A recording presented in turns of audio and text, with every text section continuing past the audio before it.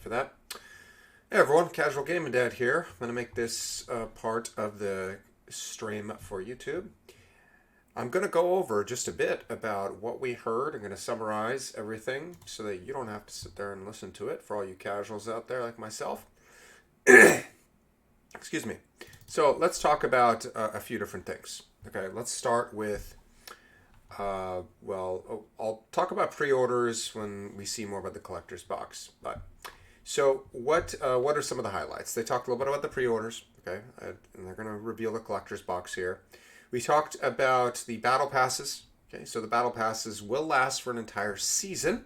Okay, so we know that they last for an entire season, which they said seasons are going to last.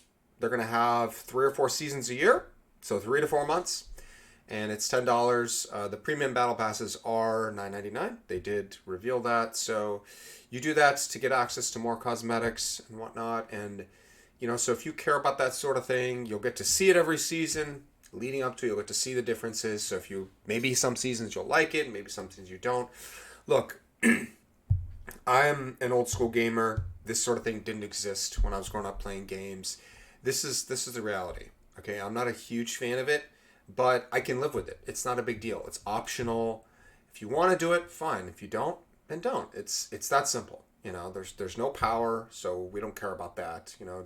Take Diablo Immortal off your radar. If you don't play that game, you don't care about that game, don't worry about it.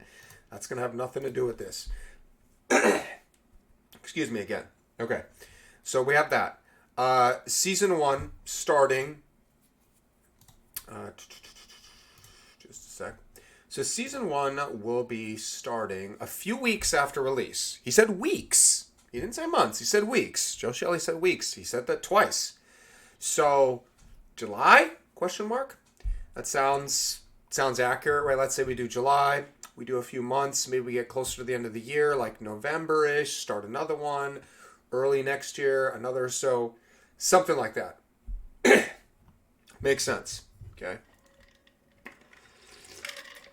So what does this mean for people who want to play the game early? Let's say that you want to pre-order the game and you want to play the beta and you want to play the game early. Well, what that means is that you have something to think about, and we have the collector's edition available on the website now. But before I show that, here's something you want to think about. Do you really care that much? Are you itching? Can you not wait another day longer to play the game? Okay. If you want your release date to be June 2nd, or so, roughly, then pay the extra 20. Okay? Let's just take a look at the pre-orders then while we're at it. Okay? I don't care about that. No. Okay. Pre-purchase. Okay. So let's take a look at it one more time. Okay. Again, I'm so sorry. My throat is just nonstop. Okay, so if you can wait, if you don't care that much about that few extra days, no one's going to get a leg up on you and whatnot, then, don't even worry about it. Like, honestly, just get the standard edition. Or if you're someone who wants a physical copy, you're playing on a console, right? And you want a physical copy. Look, some people like that. Some people really do. I can understand for certain games I like to have that too, like I used to in the past. Then just wait. Don't worry about it. I mean, the beta, they said, let's see, open beta access. It says here, actual platform availability launch date. Minimum open beta duration is 2 days. So if it says minimum 2 days, it's not going to be that long. If you don't care about that sort of thing, which most people don't, especially if you're a casual like me, you're not going to care about that. Okay, so I think it's a safe bet. If you're a casual, if you're most gamers, you're not going to care. Just get the standard edition and just wait. Wait for people like content creators, or in this case, actually me. Okay, I don't mind playing the game early. I don't mind beta testing this game and waiting a long time for it. I want to play it. I played it at BlizzCon 2019. Okay, I'll probably get this digital deluxe edition. It's most likely what I'm going to do. Okay. You can watch people like me play it, and you can see for yourself. Okay, just wait.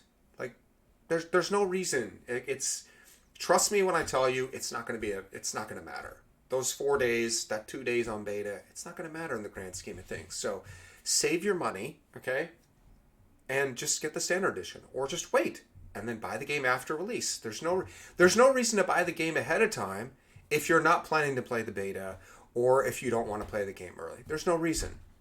In my opinion, this Ultimate Edition is a complete waste of money. Okay, I think that email, whatever, I don't. If you care about that, fine. I don't. I'd rather put my $10 towards something else, like this. So here it is, the Diablo 4 Limited Collectors. I was hoping it was around $100, and I think that that's relatively fair considering what it gives. You get the art book, which they showed in the stream. It's pretty thick, as you can see. You're going to get 2 pieces of art. The lovely couple, this concept art. At first I thought there was 2 candles. There's just one. It's just, there's 2 sides to it, Anarius and Lilith. So it's 1 candle. You get the cool box. You get the cloth out of Sanctuary. This is a mouse pad, I believe. And this is a pin. They didn't show the mouse pad, actually. And this is a pin. So let's see. Let's check again. The YouTube channel.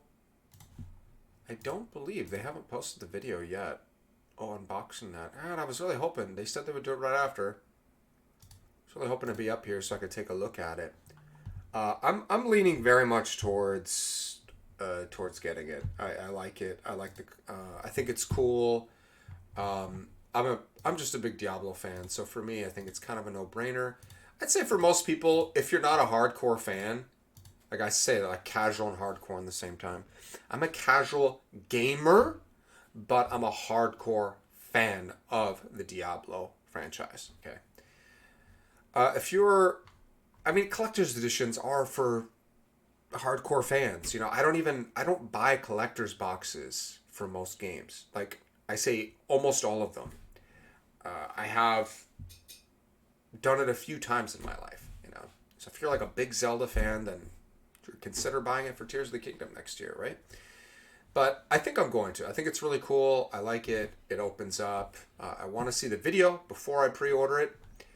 I kind of wish, okay, it's not available to ship until June 30th. Okay.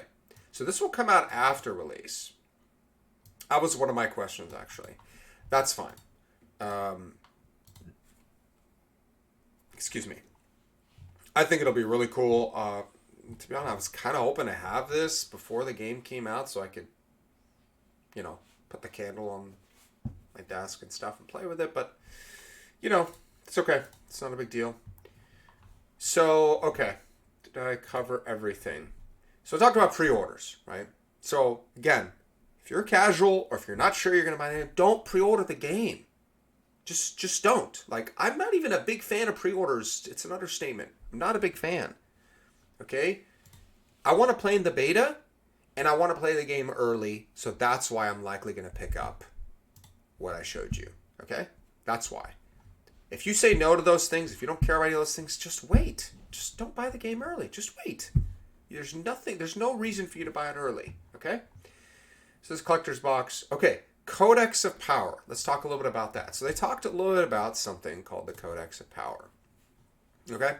And what it essentially is, they took the idea from Diablo 3, essentially, where we had legendary powers that we were extracting and putting in the cube, and you get to use them. Okay?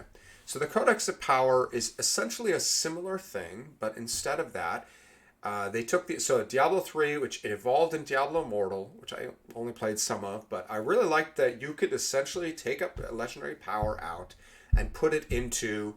So if I got a legendary power from a weapon, I could extract it, and then I could take it and put it into another weapon. So it's not like I can put it into anything, but in Diablo 4, they're expanding on that and allowing us to put it into different item slots as well. So maybe you find something on a pair of gloves, but you want to use your glove slot for something else, some other item you found, and you're like, now I have to decide between using these gloves or keeping this power. Now you have more customization options. So it's an option. You don't have to do it, but it's an option. I like it. I like the idea. I like the concept.